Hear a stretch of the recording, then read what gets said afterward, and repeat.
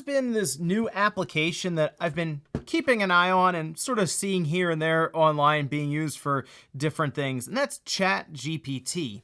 Now, the reason this has really popped up and really blown up online is because, one, it has to do with AI that is becoming more and more prevalent, especially now as we go along into the digital age, and two, it's actually this optimized language model, as they describe here, for dialogue. So the idea is the AI will talk to you more like a regular person and can do all kinds of different tasks. And I've seen some even create entire videos using ChatGPT. But the thing I was curious about is if I have, say, a PlayStation 3 console like this one that needs to be repaired, could ChatGPT provide me with enough information to start and finish that repair? And you know what?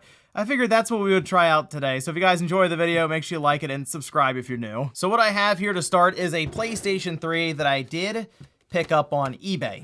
And this is kind of after I had talked about DK Oldies and mentioned that you can get PlayStation 3 systems that typically have things wrong with them, but it's not outlandish. This in particular is a backwards compatible E01 PS3 that apparently, according to that eBay listing, does not read games. All right, so I did check it. It turns on, you put a disc in, and it doesn't read. So at this point, it's pretty straightforward. I have to go into the system, replace most likely the laser, and hopefully that fixes it. Although it looks like this one has been opened before, so who knows what we're in for here. But what I wanted to do is take ChatGPT along for the ride and maybe even provide it feedback, because apparently it's essentially learning as well as more and more people flood it with all kinds of questions and feedback and information. So I do have it pulled up here over on my laptop that will kind of have the screen pop up here from time to time as I get responses back and forth. All right, so here we are, ChatGPT. I signed in.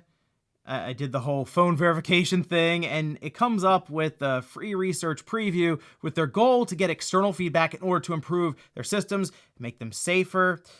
And I think going forward, we can all agree, if we get to a point where the world is just completely controlled by artificial intelligence, we at least need to make sure we have PlayStation 3s around, because let's face it, Metal Gear Solid 4 isn't exactly getting ported anywhere else with my luck. So let's start with the basics. If somebody had to come to ChatGPT and realize that their PS3 wasn't working, you might start by saying, my PS3 doesn't turn on, and there is a response to that if you're working in tech support, you know what I'm about to say, and I want to see if ChatGPT does mention it, because it is something that's a bit harder to just say if you're in customer support, because you might feel like you're kind of insulting the person on the other line, their intelligence. But let's see what it says here. Very simply, my PS3 won't turn on. ChatGPT actually says, I'm sorry to hear that you're having trouble with your PS3. Check the power cable. Make sure that the power cable is properly connected to the back of the PS3 and the wall socket. If it's loose or disconnected, plug it back in. So that really, people would call at times, say, my system isn't turning on. I don't know what's going on. And yeah, sometimes the answer would legitimately be, is it plugged in? And then, is it turned on? That was probably half the calls. I'm not even kidding. And it would be kind of weird to just go, at least at first, did you plug it into the wall? But eventually you just go, okay, can we double check to make sure it's plugged in? Sometimes it's really that simple. It also gave me a bunch of other things you can try here. Check the power supply, reset the PlayStation 3, check the video and audio settings. So there is something you have to do with the PS3 to reset the audio by pressing and holding the power button down until you hear a second beep. It doesn't go over it here, but it's at least bringing that up, and then it also directs you to Sony support, who I'm sure is really excited to help you with your fat PlayStation 3. Now let's ask it, why won't my PS3 read games? Let's see what it comes up with there. If your PS3 won't read games, it could be due to several reasons. So this is something I've noticed from ChatGPT. Likes to make a lot of lists, clean the disk, update the PS3 firmware, check the laser lens. The laser lens inside the PS3 may be dirty or misaligned. You can try cleaning it with a cloth. I don't recommend touching the lens on your laser, but there you go.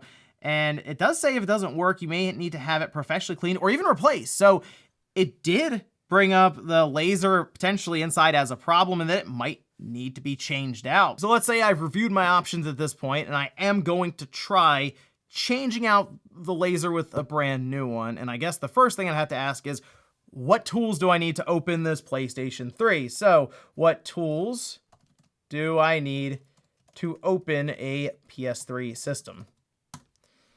ChatGPT says you will need a screwdriver. That's correct. A spudger. Wow, it actually listed a spudger. A Torx screwdriver. Depending on the new model of your PS3, you may also need a Torx screwdriver to remove specific screws. A heat gun. Okay, don't use a heat gun, but it's there.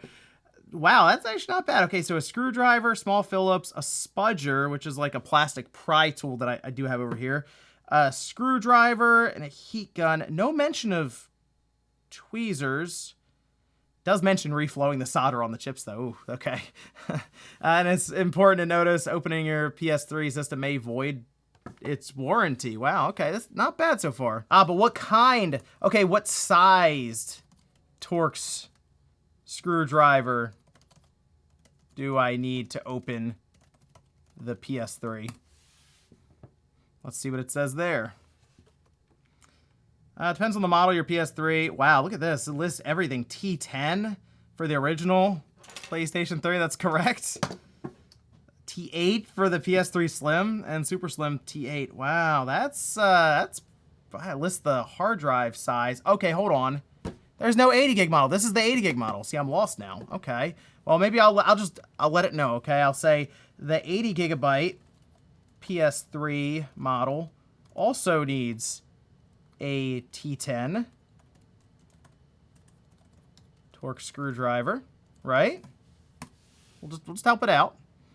Oh, thank you for pointing that out. You're correct that the original 80 gigabyte PS3 model also requires a T10 Torx screwdriver to open. I apologize for the mistake in my previous response. See, we're getting along here. Or it's remembering that I corrected it for, you know, the future when it takes over. But hey, less than 10 minutes in and we did get an apology from ChatGPT. I'll take it.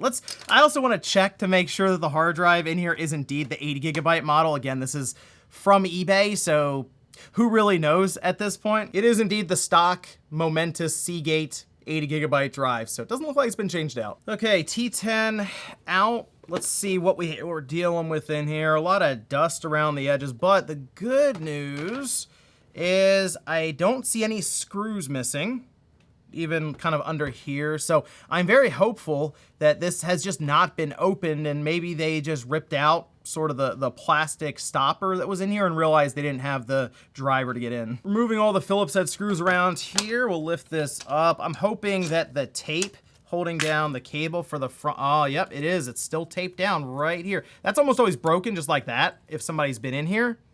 Yeah, I think we're in good shape. Actually not the worst either in terms of dust or anything. I mean, there's some dust in here and that's expected, but it's not caked on or anything. Should be pretty quick to clean all of this out. But really, I just want to see if it just needs a laser to fix it. Write an in-depth step-by-step guide on how to open the PS3 CECH E01 disk drive and replace the laser inside.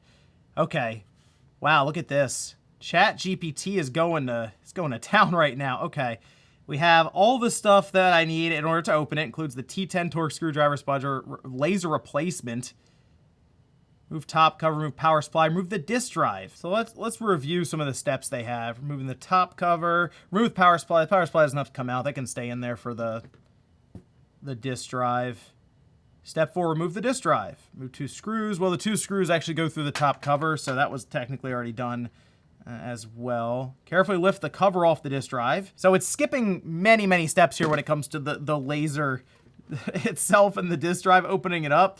It seems to just figure you can open up the cover for it. This would be something easier to kind of convey through images. For example, on the disk drive, 3 screws at the top, 2 screws down here, at which point the metal lid, you kind of pull this up from there and it will open up just like that.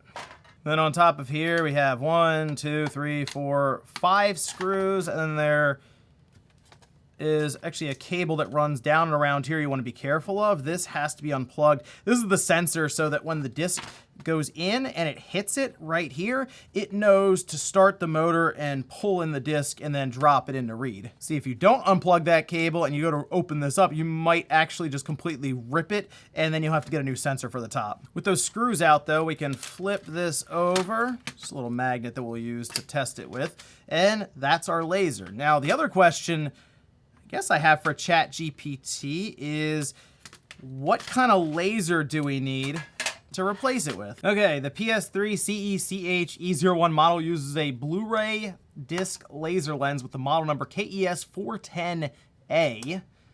It's compatible, this laser lens is compatible with the 80 gigabyte PS3 model. The 80 gigabyte model also uses laser number KEM400 AAA. You are correct. I apologize for the error. See, there, ChatGPT is learning right now. I'm helping future generations. Anyway, the PS3 is a pretty easy laser to change out for the most part. Some of the reassembly might be a bit of a pain, but we just unclip it here. There are two screws right here and here. What these do is just kind of hold this railing in place so that the laser can move up and down as this arm requires it. Okay, so we have the two little braces off, at which point this will just lift right out. We need our arm to kind of go to the side there, and we will need our little bracket. This kind of runs along here, a couple little teeth, and all we need to do, one screw, move this over to our new laser. A lot of times you'll get a laser and it just has everything. So this has the entire assembly. I don't think I'll need it. I think I just need this portion. So I'm just gonna move the laser over, but it is nice because you can get these at about the same price and you'll have a spindle if that's acting up on you, or even like the arm.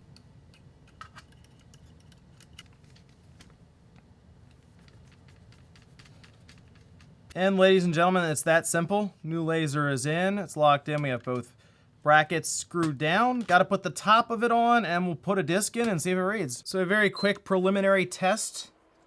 What I want to do is just put a game in, see if it accepts it and spins up all right.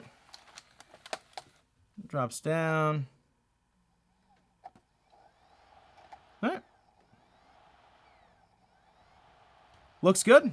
It's reading fine, it appears. Laser's moving, disc continues to spin. Before, put the disc in and it would spin for maybe 2 seconds, and you hear the laser try to move a bit, and then it'd spin again, and then it would just stop. That's usually the sign of just a dead laser, so a replacement like this, pretty straightforward. You know, I'm kind of curious though if ChatGPT can tell us which PS2 games don't work with the 80 gigabyte model, because it's compatible with what, like 70% or so, something like that. Here are some games that are known to have compatibility issues with the 80 gigabyte PS3 model. Wow, okay, yeah, just rolling through them. We have Dragon Quest VIII.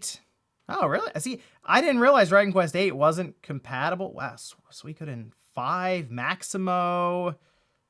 I don't know enough about the problems with the 80 gigabyte with specific titles, so I can't necessarily call out ChatGPT, but let me know in the comments if this list looks correct. So I don't know if ChatGPT is set up well enough to do an in-depth, step-by-step analysis of repairs and kind of getting you from start to finish.